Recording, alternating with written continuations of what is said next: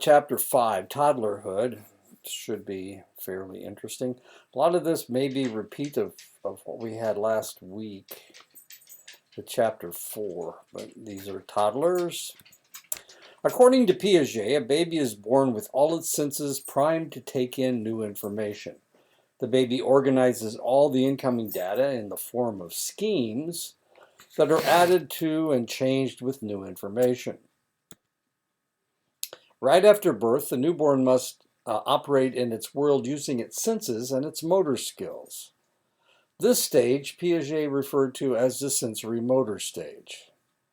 The newborn will try to understand the world using its senses, especially its mouth. And if you've ever been around a toddler, if you've ever been around a baby, everything goes right into its mouth. The stage runs from birth to about 2 years. Simple reflexes, the infant's first interactions with the world are through reflexive behavior. Hunger plus presence of nipple equals the rooting reflex. And it starts drinking. And this is just a reflex action. After about 1 month, the infant will begin developing habits and circular reactions. A habit is a scheme based on a reflex that becomes separated from its stimuli, sucking when a nipple isn't present. A circular reaction is a repetitive action. An infant will begin participating in primary circular reaction. The infant will use its body in a repetitive manner. And this is my grandson. Again, there he is at 2 months. I don't think that's him. Well, maybe it is. At between 4 to 8 months, the child will begin participating in secondary circular reactions. The infant will go outside itself for stimulation, such as with a rattle. It will bang on things. Between the 8th and the 12th month, the infant will begin coordinating its secondary circular reactions. The infant will begin mixing and matching its exploration of its environment. And this is my grandson at 8 months, I think. That's Florida. So Florida looks like.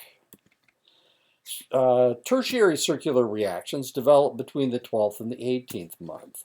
The infant starts exploring the properties of its environment. Internalization of schemes occurs between the 18th and 24th month. The child begins using symbols such as language to communicate. Between the 4th and 8th month, a baby will develop an understanding that just because someone or something is not there, it isn't gone. This is known as object permanence. And of course, if we look at figure 1, we can see that as soon as they cover up the chicken, the baby doesn't start looking for it again. But here we are in figure 2 at 9 months, and there's the chicken again, and the baby, they cover the chicken up with a blanket, and the baby goes right through the blanket to get to the chicken. At about 18 months, most toddlers will begin to talk and gesture. Words and gestures are examples of the first stage of abstract thinking, the use of symbols. Children begin to engage in pretend play, and waving becomes a sign language of goodbye. Language is made up of individual sounds that are put together to make words that have meaning. These sounds are called phonemes. There are about 44 in the English language, depending on where you live. And let's see if this is still there. Oh, come on. There we go. Okay. Okay. An ad. There we go. The key sounds of English. 44 phonemes and 4 blends. 18 consonant phonemes. B, k, d, f, g, j, o, n, p, r, s, t, v, w, y, z.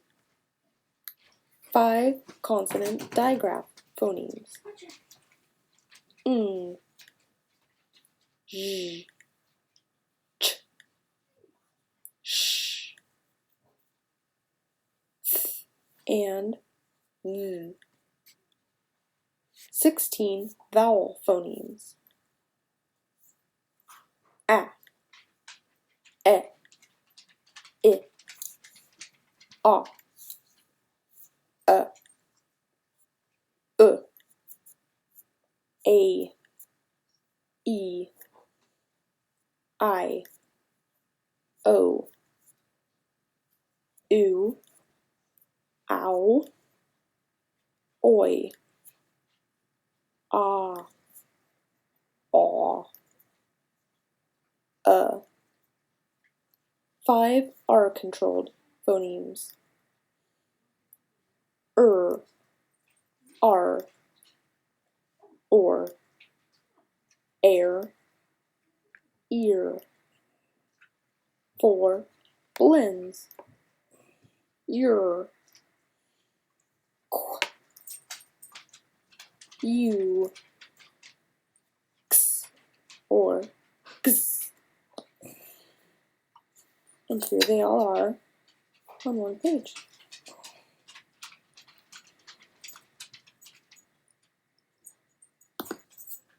Ta-da! Okay. There we go. Let's get out of here. Let's get out of here. Okay. There you go. The English phonemes. Maybe. There we are. When we put phonemes together, if the sound we put together communicate, they are words or morphemes. A morpheme is the smallest unit of meaning. Carport has 2 morphemes, car and port. Roper has 2 morphemes, rope and meaning somebody that. Rope, somebody that ropes, roper, rope-er. Sequence of early language development. As physical structures mature, children are able to make more and more sounds. Neuronal connections necessary to associate sound and meaning become activated. Social interaction with adults introduces babies to the communicative nature of speech. The sequence of language, prelinguistic speech, then they start cooing, where they make vowel sounds. They start babbling, where they put consonant sounds with vowel sounds. Linguistic speech, hollow phrase, where they use a word to mean a whole sentence, like ball means throw me the ball, or I'll throw the ball, or go get the ball. Telegraphic speech, where they leave out all of the articles. Baby go. That's telegraphic speech, only using nouns and verbs. As English speakers tend to use nouns first. They learn nouns first. And that's one of the reasons why I believe that if you're going to learn a language like French or German or whatever, you need to learn the nouns first, and then you add the verbs. It's the way English is put together. It's the way we learn language. So it seems to me like that would be an ideal way of learning a foreign language that wasn't English.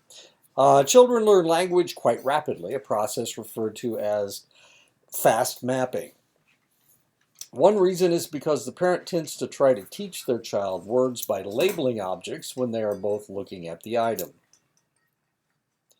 This is known as joint attention. Noam Chomsky suggested an inborn language acquisition device, or an LAD, which programs children's brains to analyze the language they hear and to figure out its rules. This is known as nativism. The evidence is that environmental influences alone cannot explain the emergence of linguistic expression, so there must be some mechanism that you have in your brain that allows you to fast map. The left hemisphere seems to be a critical portion of the brain for learning language. No other primate can learn language. Language acquisition must take place before the age of 12, or it only takes place with much effort and incompletely. First attempts to communicate at 10 months. After the first birthday, the child will engage in conversations with adults. As the child ages, the language skills improves and the vocabulary grows. Children simplify language. Children over-regularize rules. They apply them rigidly, not knowing that some rules have exceptions. Children understand grammatical relationships they cannot yet express. Children extend word meanings. Simplifying language. All dry, hit ball. They apply them rigidly, not knowing that some rules have exceptions. I played with toy. I go to store. That's just over-regularizing rules. Children understand grammatical relationships they cannot yet express. I like you. The world is mine. Your death shall be quick and painless. That's little Stewie, I think is his name. Children underextend word meanings. Tanya won't let anyone else call their father daddy because that is what she calls her father. And her father is daddy, not any other person.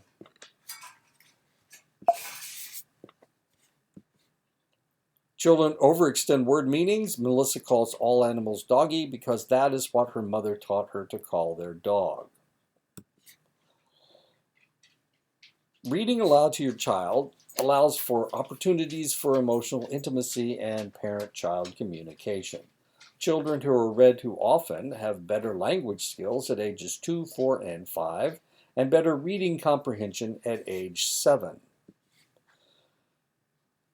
According to Erikson, in his 1950 book, early experiences are the key to developing either trust or mistrust. Sensitive, responsive, consistent caregiving leads to trust. Mistrust is developed when the infant's basic needs are not met. So the baby either trusts you or it doesn't trust you. Autonomy versus shame and doubt leads to a shift from external to self-control. Negativism is the tendency to shout no just for the sake of resisting authority. This type of behavior hits its peak during the terrible twos. Negativism may hit another peak between 3.5 and 4, but will usually decline before entering school. Birth 6 to 8 weeks. This is the pre-attachment phase. Evolution has endowed a baby with many behaviors that elicit caregiving from the adult. They cry, they smile, they gaze intently into the parents' faces. The parent responds by holding and cuddling the baby. This creates an interactive system and is the first step in attachment. And this is one of the reasons why, if a child is autistic, is on the spectrum somewhere, then potentially they won't interact with their parents as much as if they didn't have autism. Most babies interact with the parents right from birth. 6 to 8 weeks to 6 to 8 months. The next stage is the attachment in the making stage. Babies start to recognize and act differently around familiar and unfamiliar caregivers. They attach themselves to primary caregivers and cling to them when they are in distress or even mock distress. And they do this. It's like they're playing with you. They're acting like they're in distress. 6 to 8 months to 18 months. By the 7th or 8th month, the child has usually singled out one of their caregivers as their favorite. Usually it's their mother, but it can be anybody. It could be an aunt. It could be a grandmother, grandfather. It can be the father. It can be just somebody that the baby plays with a lot. It can be an au pair. Au pair. An au pair. 18 months and older, the ever-expanding cognitive and language skills of the child call for more and more interaction between the child and the parent. The child will and should take the initiative to initiate these interactions. Negotiation often takes place. There is a strong relationship between a father's close involvement with his baby and the baby's development. The father's involvement in caregiving has increased by 1/3 in a single generation. 1/4 of U.S. fathers take care of their preschool-age children while the mother works, and nearly 1/5 are primary caregivers. The U.S. fathers tend to play with their children in a more physical style, though this is not common in other countries. Developing attachments, a reciprocal, enduring emotional tie Secure attachment, the baby greets mom happily when she returns. Let me explain to you what they're talking about here. This has to do with Bowlby. Bowlby came up with the idea that a child either has secure attachment, avoidant attachment, ambivalent attachment, or disorganized, disoriented attachment. And this is the Ainsworth came up with with an experiment to prove all this stuff. And this is what she did. And this is what she did. She had mothers and their children come into a room. After the child would be allowed to play with the toys in the room. The child was up to 18 months of age. And then the mother would leave the child alone, and they observed the child and how the child reacted when the mother left.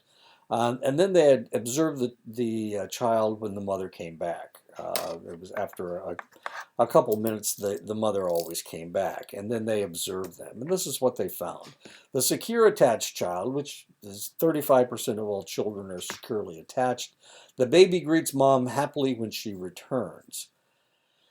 Now, not all babies did this. The avoidant attachment, the child with avoidant attachment avoids the mom when she returns, so she just kind of ignores her. The ambivalent resistant attachment, they're anxious even before the mother leaves. The ambivalent, they are ambivalent when she returns. The disorganized, disoriented attachment, inconsistent, contradictory behavior.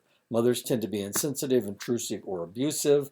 Now you may say, no, all the babies I've ever seen were secure attachment. But I have a niece, and this is the niece with schizophrenia. She always had, she was always ambivalent, with ambivalent attachment. I swear I never saw that kid smile unless she was hurting somebody. Which makes her sound like a sociopath, but the reality was she was suffering from schizophrenia. Erikson and other theorists feel that the infant-parent relationship lays the foundation for all later social relationships. Therefore, a child who experiences a secure relationship with their parents will be able to maintain this pattern of attachment throughout their lives. Insecure attachments may lead to other problems for the child due to problems in the parent-child relationship. And this can be maltreatment or parental mental illness. And parental mental illness includes postpartum depression. And this is one of the reasons why it's important when a mother has a child that she gets assistance from relatives during that critical period. Not so that they can take care of the baby as much as so that she doesn't feel overwhelmed and make it worse. I have seen that, postpartum depression is fairly common, but I have seen postpartum psychosis where the mother completely rejected the child. And one of the problems that we have with drugs is that if you are a crackhead, those individuals tend not to to have a very close relationship with their children, and the reason is because if the crack is more important than anything, and so they tend to ignore their children. All of this, we're talking about all these attachments, and you're thinking, everybody has secure attachment, but the reality is there's a lot of different reasons for avoidant attachment, ambivalent attachment, and disorganized, disoriented attachment. It can be the mother, it can be the child. Maybe the child has a problem, maybe the mother has a problem. But there's tons and tons of different reasons why the child will not have secure attachment. And that's one of the reasons why it's a little surprising that 35% of the most frequent form of attachment is secure attachment. Researchers have determined that secure attachment is most likely to occur when parents are responsive and sensitive. Babies who have difficult temperaments are less likely to develop secure attachment. Unfortunately, these difficult children do not elicit positive treatment from their parents. Research shows that these mothers can be trained to give their children the type of treatment that they need. But of course, they need to come in fairly early in the child's development so that they can be trained to give the child what they need. And we have actually discovered this when I first started in psychology back in the 70s. I'm laughing. When I first started in psychology back in the 70s, one of the things that we saw a lot was individuals who were suffering from autistic spectrum disorder. Back then it was just autism. They didn't refer to it that way. But individuals that had autism, these children rarely learned to speak.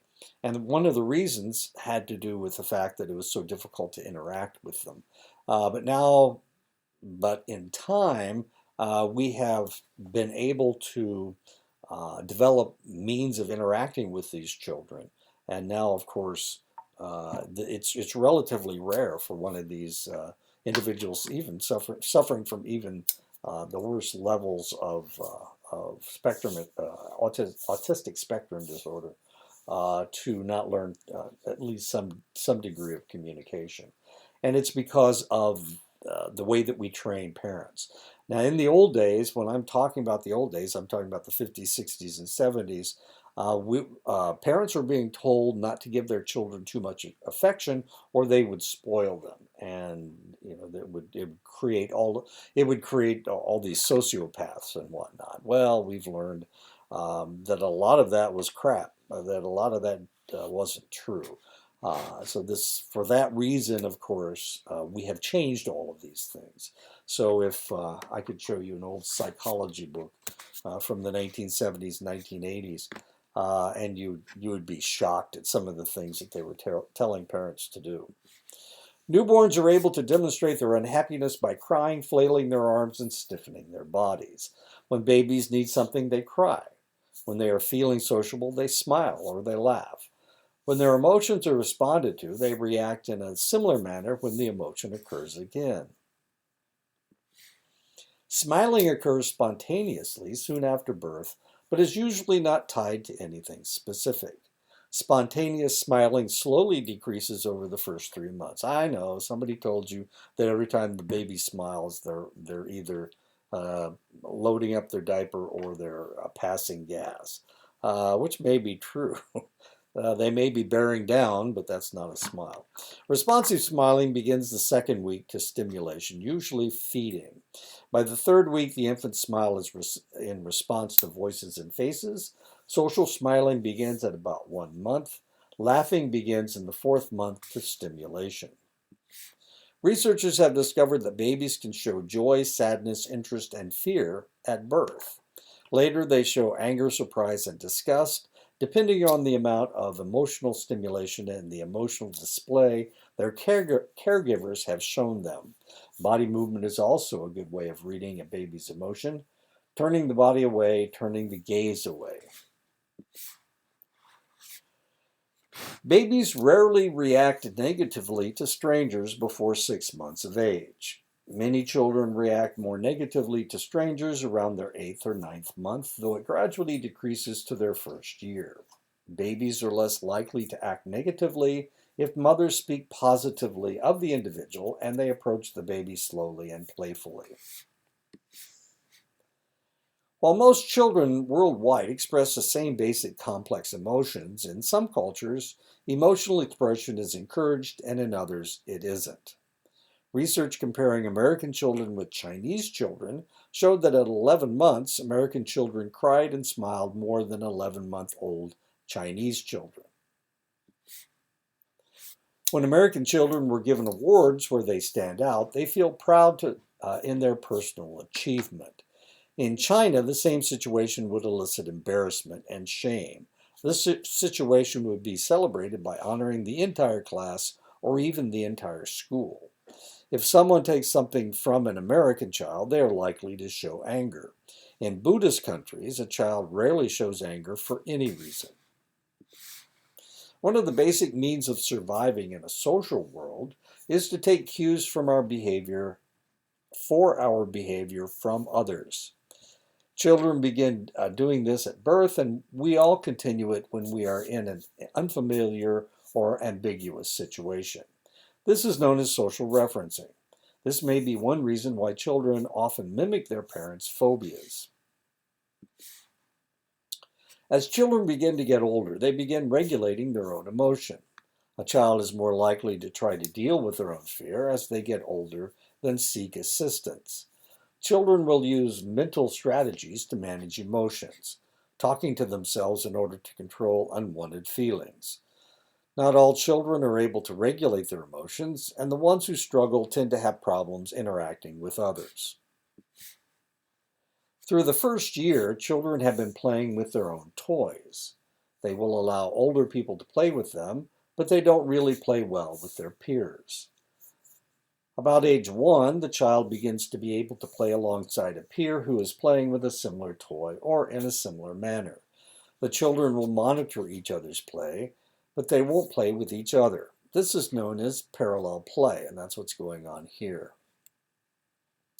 Both these children have etch-a-sketches and they are playing, and they are close to each other, but they're not playing with each other. It's known as parallel play. As the children approach their second birthday, they will begin playing together in a more organized fashion. In this play, they will accept specialized roles, and the play will follow specific themes. This type of play is referred to as cooperative play.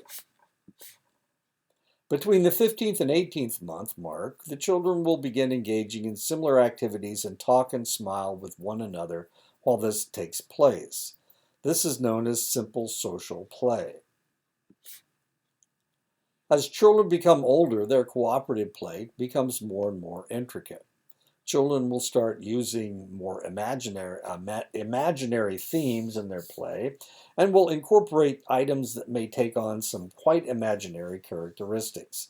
This is referred to as symbolic play. Researchers have discovered that symbolic play follows cultural precepts.